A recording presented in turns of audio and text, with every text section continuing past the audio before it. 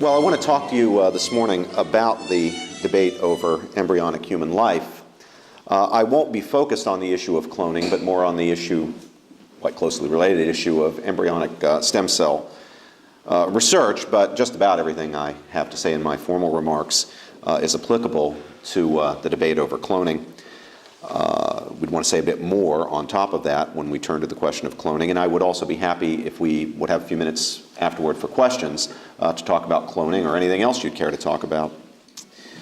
Well, the debate over harvesting, as they say, stem cells from human embryos has forced policymakers in Washington, D.C. and really throughout the world to think about a question that they would rather avoid thinking about, and that is the question, when does the life of a new human being begin? Of course, this is a question that American public policymakers should have been thinking about in the context of the debate over abortion, which has been going on at least since the late 1960s. Policymakers here, though, were relieved of that task by the Supreme Court's misbegotten decision in Roe v. Wade to simply legalize abortion by judicial fiat, claiming, ironically and bizarrely, that they were not deciding the question when human life begins. In any event, this time no court is going to step in to let public policymakers off the hook. The question is one that will have to be faced.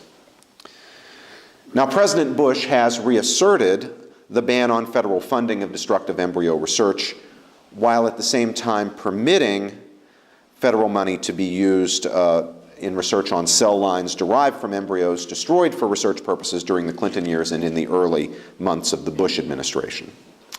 I and many other pro-life advocates have been critical of the permissive aspects of President Bush's decision. We've argued that the decision wrongly permits scientists who are responsible for destructive embryonic research, for the destruction of the embryos concerned, to benefit from their own wrongdoing, and we've expressed concern both publicly and, at least in my case, privately to the administration, that the permissive aspects of the policy could very well lead to an increased demand for further embryo killing in the future and weaken the public and congressional will to stay with the restrictive and protective aspects of the president's decision. So we have been critical of the president for the permissive aspects of the decision, but supportive for those aspects of the decision that are protective of human life. President Bush has said in no uncertain terms, no further embryo killing. It's wrong. We're not going to go for it. He has reversed the Clinton administration trend on that issue. But even the permissive aspects of the president's decision, permitting research or the funding of research on existing cell lines, has not satisfied proponents of embryonic stem cell research. Orrin Specter, your senator here in Pennsylvania, I like to refer to him as the Darth Vader of this debate, and others in Congress and beyond have vowed to come forward with legislation to undo President Bush's protections of embryonic human life. So I expect that in the spring, we will see a revival of the so-called compromise proposal floated during the run-up to President Bush's announcement of his decision. A compromise proposal floated by Senator William Frist, the highly respected and generally pro-life senator from Tennessee, who happens also to be an eminent physician, a heart surgeon. Senator Frist's idea is to ban the funding of research involving the creation of embryos for stem cell harvesting or other destructive research, while permitting the deliberate destruction of so-called spare embryos, embryos that come into being as a result of in vitro fertilization efforts which typically produce more embryos than are desired for implantation. Frist's argument is, since the embryos are going to be destroyed anyway, the spare embryos will not survive, why not make good use of them by dismembering them and obtaining their stem cells? Why just let them die to no avail at all? Now, that proposal has sounded very plausible and attractive to a lot of people. The embryos will remain frozen or be discarded. In many cases, perhaps most cases, there will be no possibility of embryo rescue. And even among pro-life people, there's a debate about the moral permissibility of embryo rescue. Embryo rescue being a woman being willing to have a, quote, spare embryo that's been discarded by another woman implanted in her womb. Sometimes it's called embryo adoption. But even if that's judged to be illicit, and even if there are some women who are willing to do it, surely there will be many, many embryos who will not find a rescuer. So why not? Frist asks, why not make use of them? Why just let them die? Isn't this a reasonable compromise? We won't permit them to be brought into being to be killed, but since some will be brought into being with no prospect of being implanted, let's use those for a good purpose. The trouble with the first proposal is that it is internally incoherent. It assumes, on the one hand, that embryos are human beings and therefore should not be brought into existence for purposes of destructive research, no matter how great the possible scientific and medical benefits. Yet, on the other hand, by allowing destructive research on human embryos taken from IVF clinics, in vitro fertilization clinics, the proposal also assumes that embryos are not human beings, at least not human beings like you or me, or the scientists who propose to experiment on them, human beings with dignity and rights. Now, defenders of the first proposal insist that it does not treat embryos as non-human beings.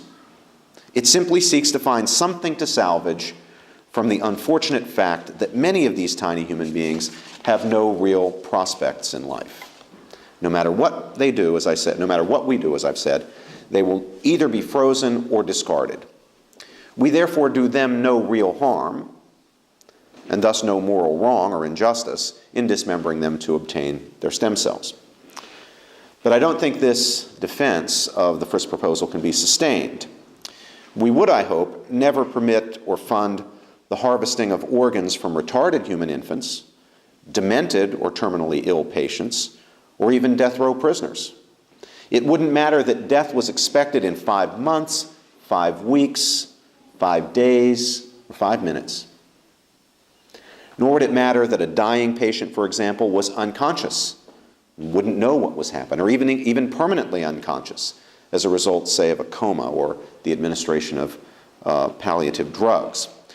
Nor would we factor into our deliberations about whether to harvest organs from such people the promise of what science could do with the organs, or even the promise that particular human beings who are in need of those organs could themselves be saved by extracting the organs, say 5 minutes before the death of a death row capital punishment prisoner.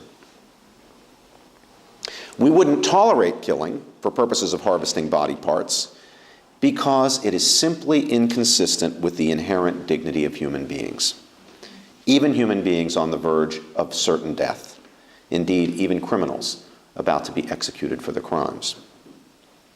Now, of course, my Princeton colleague Peter Singer and other outright utilitarians deny that there is any principle of inherent human dignity that stands as an absolute bar to killing some people for the sake of a putatively greater good. So Singer naturally would be strongly in favor of embryonic stem cell research.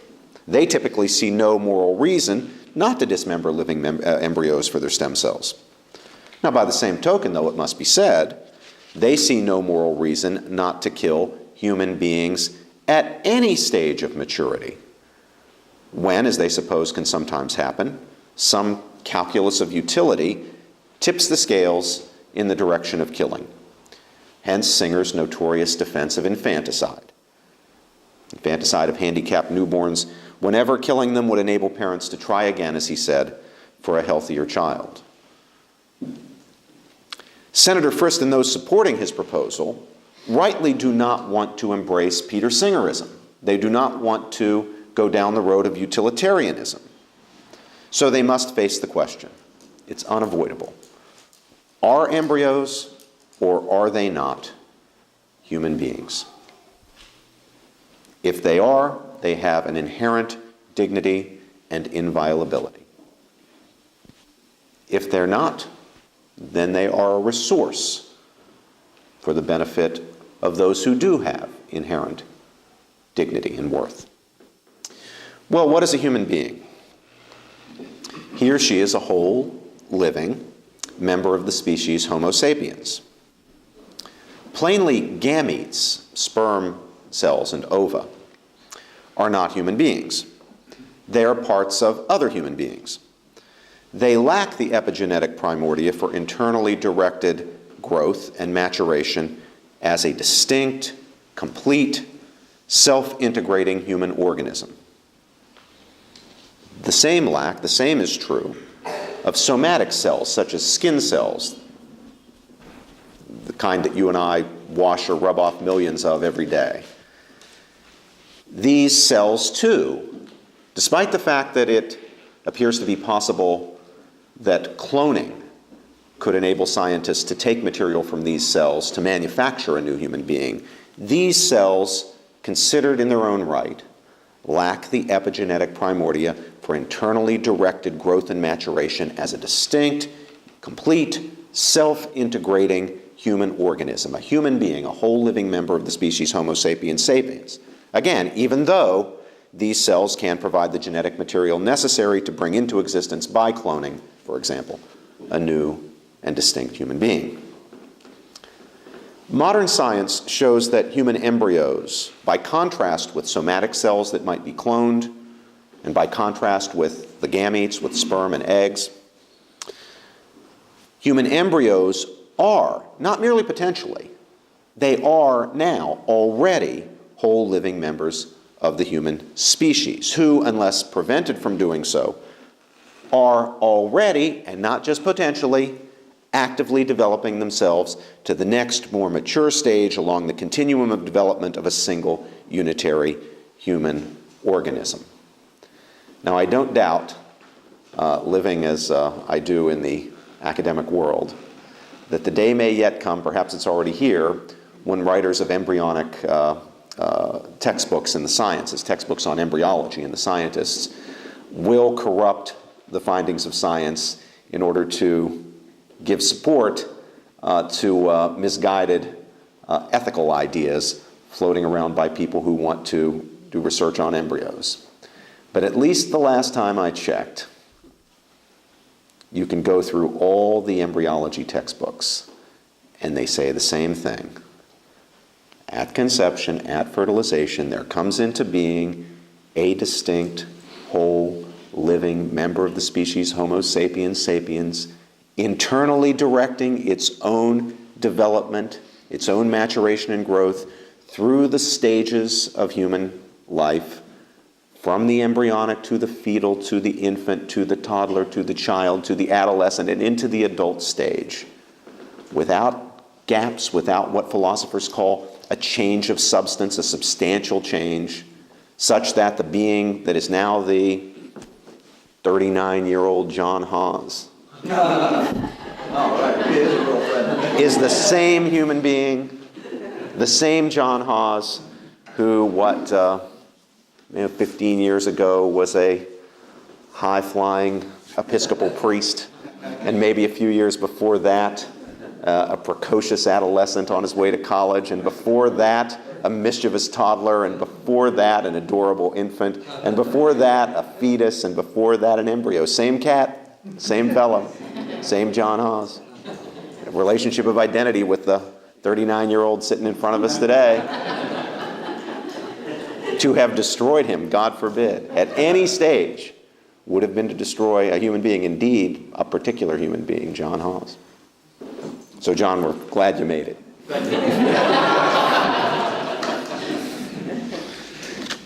These embryos, these little tiny human beings, the size of somehow folks on the other side of this debate always think that this is going to be some sort of winner for them. You can't see this, and I just barely can in my old age. See that little dot at the end of the sentence there? Yeah, well, you can, and some of you young guys can.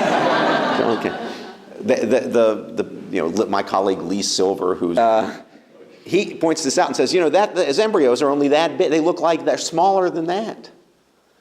And I just wonder why that's supposed to impress anybody. So that can't be a human being. Look, that doesn't look like a human being. To which folks like John and I answer, what do you mean? It's exactly what a human being looks like at 4 days old. That you want to see? You know, at 102, you look a certain way as a human being. You don't look like a 39-year-old.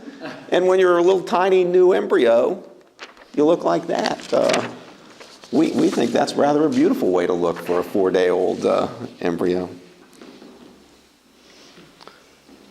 The point is that they're capable of directing from within their own integral organic functioning, directing their own development into and through the fetal, infant, child, and adolescent stages of life, and ultimately into adulthood, as in each case, determinate, enduring, whole human beings, the same human being.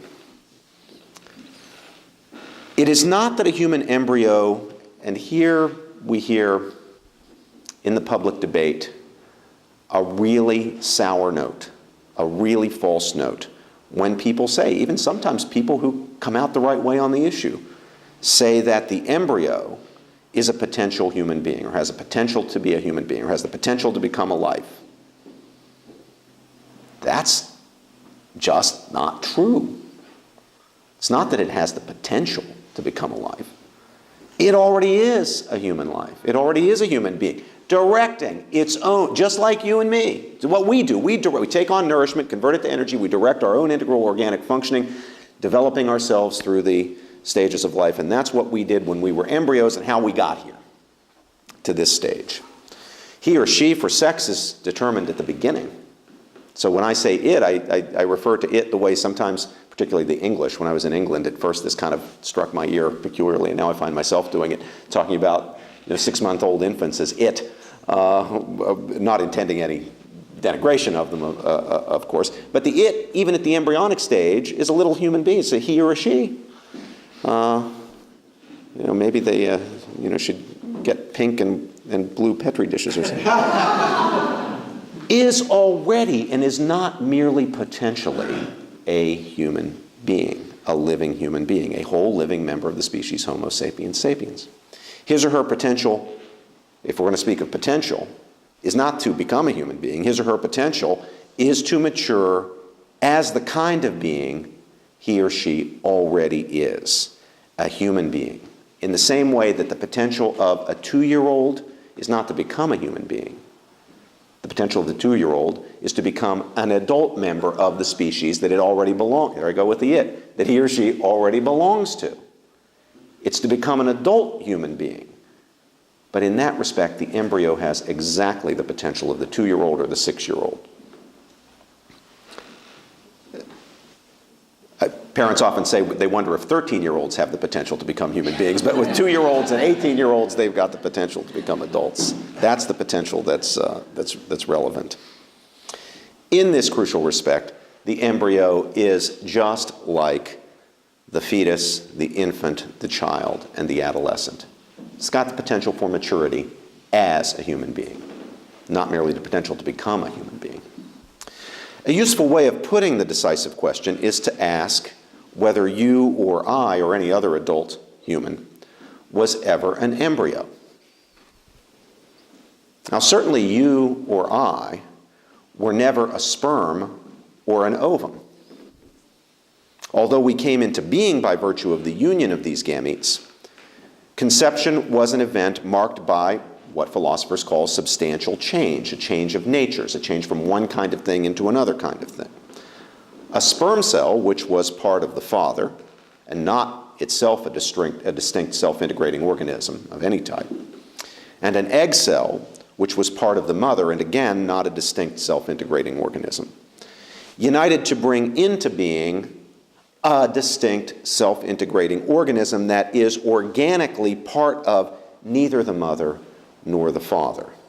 Now, of course, once implantation has occurred or conception has occurred within the mother's body, the mother's body is providing warmth and nourishment and a hospitable environment for this development. But that's it. The development itself is internally directed, not by the mother, but by the embryo itself. In that way, the embryo is already functioning just the way you and I function. We need a hospitable environment to live. You take us out of an environment with sufficient warmth, protection, nourishment, we get dead fast, just the way an embryo would. The environment required at the embryonic stage isn't exactly like the environment required here, but the point is that what is required is an hospitable environment, not some other organism of which the embryo would allegedly be a part, which is the distinct self-integrating organism. For the embryo is itself distinct from mother and father and is itself a distinct self-integrating organism, directing its own internal organ, functioning just like you and just like me. So a sperm cell was never, you were never a sperm cell, you were never an egg cell. With the union of sperm and egg, there came into being you, a distinct self-integrating organism, organically part of neither mother nor father. From the very beginning, whether you were conceived within your mother's body or in a petri dish, as in an IVF laboratory, the new human being, that is you or me, has his or her own genetic constitution, different from that of the mother and father, and the same DNA sequence that he or she will have in every cell of his or her fully developed body. The being that is now you or I is the same being that was once an adolescent, and before that a toddler, and before that an infant, same being, and before that a fetus, same one, and before that an embryo. To have destroyed that being, the being that is you or me, at any of these stages, would have been to destroy you or me. Now, in the current debate, the question whether a human embryo is a human being is usually ignored or evaded. When it has been faced, the arguments advanced for denying that the human embryo is a human being have been astonishingly weak. Understandably, the proponents of destructive embryo research have tried to shift the focus from the question of the status of the being that will be killed to provide the material for the research to the question of what the potential benefits of the research are. John made a kind reference to my debate in the Wall Street Journal with a physician. Now, that physician happens to be rather a highly accomplished physician. He's Dr. David Baltimore, who won the Nobel Prize in biology and has been president of the Rockefeller University in New York, the great science university in New York, and is now president of the California Institute of Technology, Caltech. This guy is a big guy. And if I won that debate, as John kindly said, it certainly isn't because I'm smarter than he is. It's because he didn't have an argument to make on the question of the status of the human being. If you look at my contribution, it's all about the science. It's all about what I've been talking about here today so far. It's all about the question whether the developing embryo already possesses the epigenetic primordia for self-directed growth and development as a distinct, unique, self-integrating human being. Baltimore's not talking about that at all. Baltimore's contribution, opposite mine, right there on the editorial page of the Wall Street Journal, is all about the potential for the cells to be used to find cures for diabetes, to be used to fight Alzheimer's disease. When he gets to the question, finally gets to the question, talks about the question of the status of the being killed, I will give you now his entire argument. Look it up. If you don't believe me, trust but verify. Look it up yourselves. Here's the argument. To me, Dr. Baltimore says, to me, a tiny embryo that has never been implanted in a woman's body is not a human being. I read that and I said, my goodness. He can't think he's just made an argument. To me, but that's just a statement of subjective emotional reaction to this little tiny thing smaller than a period. I mean, he's a great man of science. And he is a great man of science. And an honest man. There's nothing dishonest at all about his debate. But you would think that a man of science would not be satisfied with appearances. Wouldn't be satisfied with an emotional reaction. He would want to know, all right, now let's look behind appearances to see what we've got here. And if he could contest what I had said about the science of what we got here, surely he would have, if not there, in a follow-up article perhaps. I've seen no contestation of my claims. The argument rather is all shifted to try to sell the public on embryonic stem cell research and the destruction of embryos by getting that very shiny apple out there. We'll cure Alzheimer's. We'll cure diabetes. Look at these poor people who are suffering. Look at President Reagan with Alzheimer's. Look at Mary Tyler Moore. Look at Christopher Reeve. These are suffering people. We're just trying to help them. Well, yes, of course, we want to help them too. But not by unethical research that destroys a human being with dignity, that destroys one of us, a member of the human family, just as important and worthwhile and valuable, even though at the beginning of life, as those whom we seek to cure.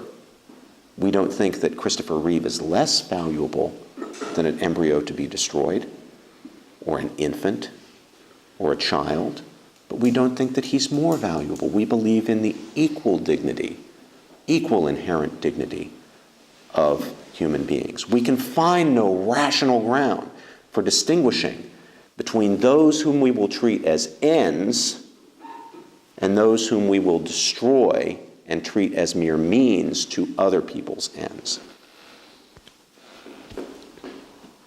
As I said, some commentators say that human embryos don't look like human beings. Well, the answer is that they look exactly like the human beings that they are. That is, human beings in the embryonic stage of their existence. You and I once looked like that. We don't now look like we looked when we were babies. We don't now look like we looked when we were embryos. But we were the same being, the same individual, the same person now as when we were embryos. Others try to make something of the fact that embryos are very tiny, very immature, dependent for full development upon implantation. Senator Orrin Hatch, whose defection on the stem cell issue from the pro-life cause was a great blow to our cause. Senator Hatch has gone so far as to make the location of the embryo in a dish or refrigeration unit, as opposed to being in the mother's womb, determinative of the embryo's moral status. So that Hatch takes the position that the embryo in the womb has got to be protected, so he's against abortion, but the embryo in the petri dish can be killed and destroyed for stem cells. But anybody who gives the matter a moment's thought should recoil from the idea that factors such as size, stage of development, location, or state of dependency can be a basis for denying rights to human beings. Those are morally irrelevant factors: where you are, what stage of development you find yourself at, what state of dependency you find yourself in. All of us were once very dependent on others. Some of us, most of us perhaps, will be very dependent upon others in the days to come, in our future. And all of us are in some ways dependent on others now. We may feel as though we're very independent and self-sufficient, but I think if we began to strip away the support we get from other people, we'd realize pretty quickly that we're all pretty much interdependent. So we don't want to make dependency a criterion of human dignity. Then there's the claim that the argument for the human status of the early embryo depends on controversial religious premises about ensoulment. Now, I am very grateful to the editors of the Wall Street Journal. I think they behaved toward me in my debate with Dr. Baltimore in an exemplary fashion. First of all, by commissioning my piece, my participation in the debate. I say this because the Wall Street Journal did editorialize in favor of embryonic stem cell research. So they simply could have closed their pages to dissenting voices from the view that they took. They didn't do that. You didn't read much on the pro-life side of the debate in the New York Times. But you did read my piece, and not just my piece. There was an excellent piece by Father Robert Sirico that the journal published, and there were some fine letters to the editor that the journal published.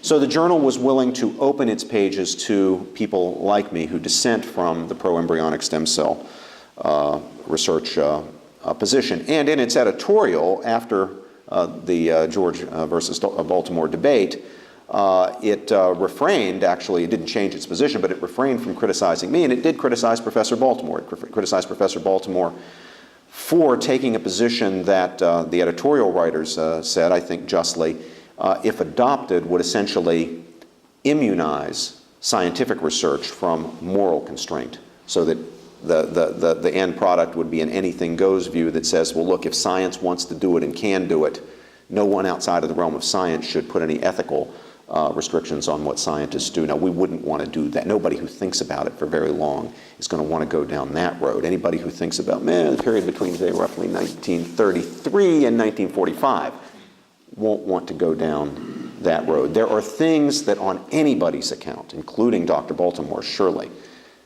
that science could do that science shouldn't do, and science should be stopped from doing if it proposes to do it. Now, having praised the Wall Street Journal, and I introduced my praise of the Wall Street Journal here, I now want to criticize them because in their own account, prior to the publication of my piece, in their own account of what they took to be the counter-argument to the anti-stem cell research position, to the pro-life position, they editorialized that the whole argument against embryonic stem cell research is based on the Catholic Church's view that the embryo has a soul.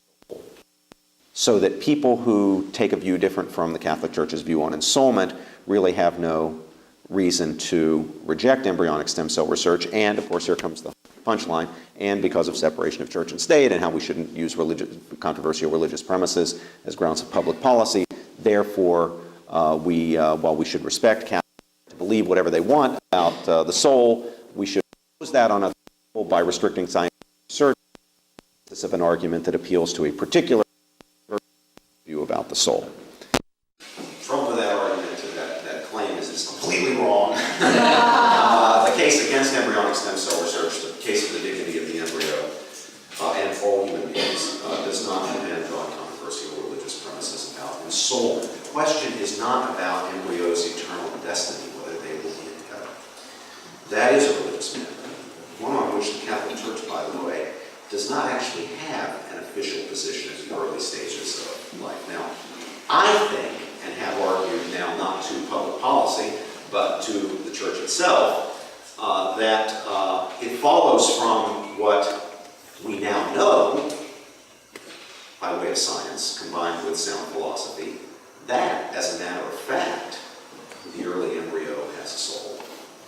But the Church itself hasn't officially endorsed my view or any view about that. Its argument for the dignity of the human being, of the early embryo, and its protection by public law, does not depend on this view about ensoulment, a view that it hasn't officially taken. Catholics are free to have competing positions on this. I think the Church will resolve this theological issue in due course. I think I can see the way it has to be resolved. But it hasn't. So it's not that anybody in this debate on our side is appealing to ensoulment as a premise for claiming that the embryos are human beings. If anything, it's the other way around. I believe, that embryos are, in fact, ensouled because they are whole, living members of the species Homo sapiens sapiens, integrating their own, directing their own integral organic functioning through the stages of life without substantial change. To me, that says, not soul. But I don't appeal to the soul to figure out whether the human being is a self-integrated organism. So I'm tired of hearing that. But I would urge you, if you debate this question at all, to memorize it. Because these are just hard, stubborn facts of science that nobody can deny. If they were deniable, Dr. Baltimore would deny them.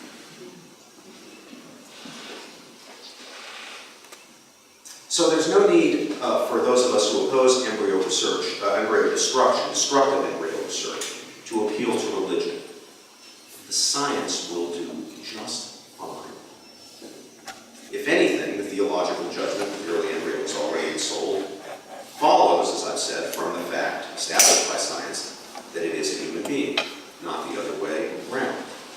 We would be very pleased, I would be very pleased, said to Dr. Baltimore that I would be very pleased, to the Wall Street Journal that I would be very pleased, if those who take their position, if those on the other side, would agree, let's have this agreement in advance, that the whole debate is to be settled by the scientific facts about when a new human being comes into existence. Let's just decide that we will protect all human beings as having inherent dignity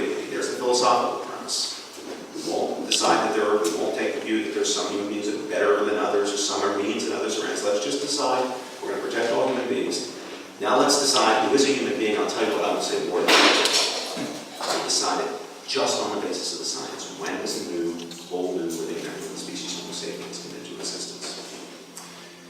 The science editor of Reason magazine, which is a libertarian magazine in favor of embryonic stem cell research in Washington, D.C., a fellow named Ronald Bailey, has, to his credit, at least made the effort to present a scientific case on the other side. He doesn't do what Dr. Baltimore did, which is simply say, to me, it's not a human being, it's some sort of emotional reaction, report some sort of emotional reaction. Bailey actually tries to make the argument.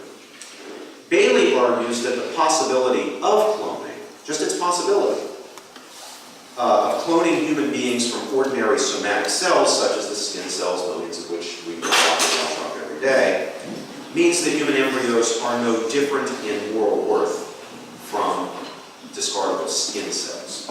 See, since the argument is, well, look, skin cells can be made into human beings. But plainly, it's not wrong to destroy skin cells. Reductio ad absurdum.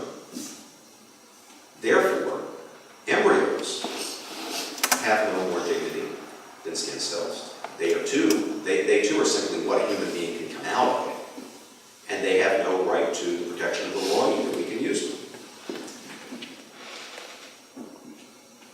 Bailey's argument fails, though, because his analogy between somatic cells, skin cells, for example, and human embryos is doubly false in two ways. First, the potential of somatic cells is merely that something can be done to them so that their constituent DNA molecules can be used to generate a new human being, precisely in the form, by the way, of a human embryo. When you clone, you don't end up with somebody who looks like, you clone me, you don't end up with somebody who looks like me immediately. It's going to take you, 46 years and 9 months. You know what you end up with when you clone, what you begin with? The little embryo. That's what you get. You might clone from me, from a cell of mine, but you clone it comes into being as the little embryo. So there's the first respect in which the analogy between embryos and clonable somatic cells is false. The contrast is that embryonic human beings already have, not just potentially, they already have, they don't need a trigger mechanism, the active capacity to develop themselves to further stages of maturity as the kind of organism each already is, retaining, in each case, its distinctness and its identity. It's an enduring being. That's why, the Haas who's here now is the same as the Haas who was in the seminary, and the Haas who was in grade school, and the Haas who was crawling around on the floor, and the Haas who was in the womb. Same guy. Second way in which the analogy is false is that somatic cells are, like sperm cells and ova, not like embryos, parts of other larger organisms. My skin cells are part of me. They're not independent or distinct organisms. Distinct self-integrating organisms internally directing their own growth and maturation. So I don't think this argument of Bailey's works at all, but at least it's an argument that attempts to take on the scientific facts, the stubborn facts of science that I and others have put forward. Now, an even more esoteric argument, but one that I notice coming up more and more, I think it's coming up more and more because it's pretty clear that this cloning analogy is failing, somatic cell analogy is failing. An even more esoteric argument denies that the early embryo is a human individual because of the possibility of identical twinning, that is twins coming from a single zygote, embryo, where by division, up to a certain point, division is possible. By division, what began as one can be two. Monozygotic twinning, identical twinning. That's why identical twins look alike. Fraternal twins don't necessarily look alike. Identical twins do look alike because of the common genetic makeup. Up until the point at which twinning can no longer occur, and there's an argument about when this is, John, you're probably up to date on what the latest is. They used to say 14 days. I think it's now, people are saying it's pushed back something like 9 days, a period of so-called totipotency, when a single zygote can divide. And anyhow, whatever it is, whether it's 9 days, 14 days, up until the point at which twinning can no longer occur, what exists exists, people who make this argument assert, is not yet an individual. So it can't have human dignity. It's not yet an individual. It's only a mass of cells, each cell totipotent, capable of becoming a complete individual, and the argument runs independent of the others. Now, if at this early stage a cell or cells is detached from the whole, then what is detached can indeed become a distinct organism with the full potential to develop to maturity. But it is simply fallacious to infer from this fact that before detachment, the cells within the human embryo constitute merely an unintegrated and thus incidental mass of cellular material. Just as separated parts of a flatworm have the potential to become a whole flatworm when isolated from the present whole of which they are a part, separated parts of the embryo at the earliest stages of development before specialization by the cells has progressed very far can become whole and distinct embryonic human beings. No one supposes that the possibility of producing separate flatworms by dividing a single creature means that flatworms could be separated, but have not been, that flatworms that could be separated but have not been are anything other than unitary individual organisms, whole, complete flatworms. Similarly, it's wrong to suppose that the totipotency of the early embryo means that it is other than a distinct, unitary, complex, actively self-integrated human organism, a human being. Now, the difference between flatworms and human embryos is a difference in dignity. Flatworms and human beings is a difference in dignity. My analogy is not between the dignity of a flatworm and the dignity of a human being. That's not it at all. Obviously, well, it's obvious to most people. Professor Singer's an example, of course, but it's not obvious. Flatworms and human beings have a different dignity. Human beings have a dignity, flatworms don't. The analogy is with what the possibility of separation of one organism into two organisms means about the status of the unseparated organism. We don't suppose that a flatworm that can be separated to produce two self-integrating distinct organisms is not already a self-integrating distinct organism before separation. It plainly is. My friend and co-author Patrick Lee has pointed out that even at the earliest stages of the embryo's life, its cells manifest significant specialization and differentiation. The idea that this is an undifferentiated mass, which people who make this argument claim, is another falsehood. Let me quote Dr. Lee. From the very beginning, even at the zygote stage, the cells of this new human organism, we're not talking about flatworms now, Matt's talking about the human embryo, this new organism, the cells of the organism are cytoplasmically and positionally differentiated. In mammals, even in, and now we're going to talk about mammals generally, not just human beings, but all mammals, even in the unfertilized ovum, there is already an animal pole from which the nervous system and eyes develop, and a vegetal pole from which the future lower organs in the gut develop. After the first cleavage, the cell coming from the animal pole is probably the primordium of the nervous system in the other senses, and the cell coming from the vegetal pole is probably the primordium of the digestive system. Moreover, Lee goes on, the relative position of the cell from the beginning, that is from the first cleavage division, does make a difference in how it functions. Again, most identical twinning occurs at the blastocyst stage very early, in which there clearly is a differentiation of the inner cell mass and of the trophoblast that surrounds it, from which the placenta develops. So that's a lot of specialization, even at the earliest stage. Lee goes on to observe that if the individual cells within the human embryo prior to twinning were each independent of the others, as the argument under consideration here presupposes, then each would be expected to develop on its own. But that's not what happens. Let me quote Dr. Lee again. Instead, these allegedly independent, non-communicating cells regularly function together to develop into a single, more mature member of the human species. This fact shows that interaction is taking place between the cells within the zona pellucida, restraining them from individually developing as whole organisms and directing each of them to function as a relevant part of a single whole organism continuous with the zygote. Thus, prior to an extrinsic division of the cells of the embryo, these cells together do constitute a single organism, and twinning is a phenomenon biologically equivalent to cloning. Now, the last refuge of those who are bent on justifying destructive research on embryonic human beings but wish to avoid the collapse of utilitarianism is is to claim that human beings in the embryonic stage, while possessing, quote, some, unquote, value, are not yet persons with rights.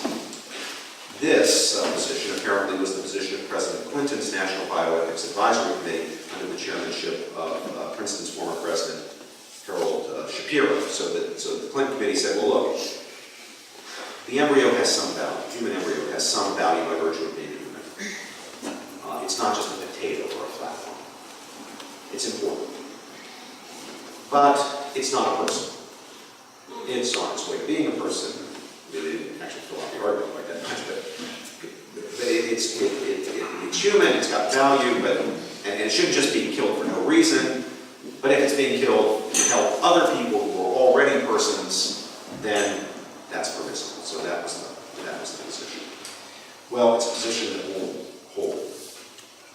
You and I are essentially human, and by essentially here I mean having to do with our essence. It's not just accidental. We are essentially, we're not just physical bodies that happen accidentally to have an attribute of humanness. Our physical bodies are human. You and I are essentially human physical organisms. In other words, we do not simply have organisms that we, considered as a conscious and desiring agent, possess and use. Rather, we are rational animal organisms. That this is not to deny that we have souls by any means, but it's to deny that we are mere, that the true we, the true person, is some center of consciousness, some conscious and desiring self that merely inhabits and uses a human body, treating the human being as a dualism, treating the human being as a non-bodily person who merely inhabits and uses as an instrument a non-personal body. If you have that picture going, pretty soon you're going to end up in full-blown singerism. This is the view that not only are embryos not human beings, not only are fetuses not human beings, infants are human beings. Severely retarded people are human beings, or at least are not persons. The demented are not persons, and so forth. We have a dualism of the person and the body, such that sometimes there's a person in that body, and sometimes there's not. We can have pre-personal and post-personal human beings that are persons and human beings that aren't. But this flies in the face of the unity that we all experience ourselves in all of our activities. The unity that we have as dynamic, unified actors, a unity of body, mind, and spirit, not as mere centers of consciousness inhabiting and using non-personal bodies. Therefore, we, that is, the persons we are, come to be precisely when the animal organisms we are come to be. One does not become a person only sometime after one comes to be. You don't come to be first and become a person later. You come to be as a person. The human person is a bodily entity, not a mere consciousness inhabiting and using a body. So all human beings, including embryonic human beings, retarded human beings, and frail and demented and dying human beings, are persons whose rights deserve respect and protection. So the real argument here is to find out, to decide whether a human embryo is a human being. It's not to play some games about whether all human beings are persons. All human beings are persons. The question is whether it's a human being. That's a scientific question. Happy to rest on the science. The concept of the human non-person, a human being whose life, though it's a human being, a human being whose life can be deliberately destroyed or who can be mutilated or enslaved to serve the interests of others. The idea that once took the name Lebensvertus Leben, life unworthy of life, life that could just be discarded or could be as a mere means, a mere resource, a mere material to the benefit of other human beings. This concept of Lebensvertus Leben, this concept of a human non-person, richly deserves the ignominy into which it has come to be held in the aftermath of Nazism. Let us not, let our country not, accept the devil's bargain of reviving it in return for the hope of scientific advances